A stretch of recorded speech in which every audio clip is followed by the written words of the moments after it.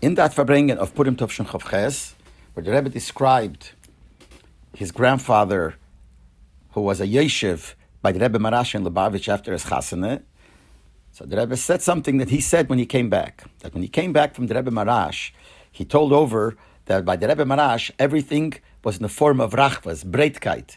Everything was in the broadness. Nothing was metzumtzem. And he said, like the Frierdiker Rebbe said, that he had a certain balabatishkeit even in the capital city of Peterburg.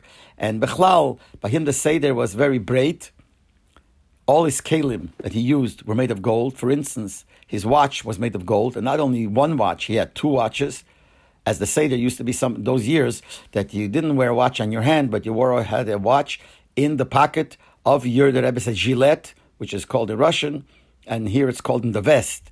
So he had two. He had a golden watch on the right side, and he had a golden watch on the left pocket.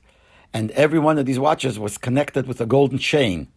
And when it came to smoke, he had a golden pushka, we call it, a golden box for the cigarettes. He had a golden box for smelling tobacco.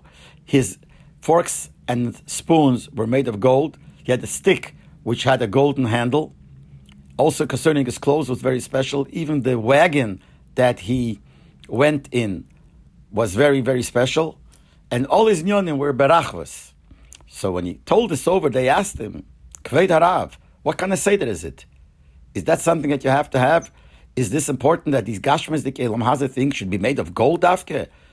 You could give the money to tzedakah, and you eat where you use the minimum, and the rest you give to tzedakah.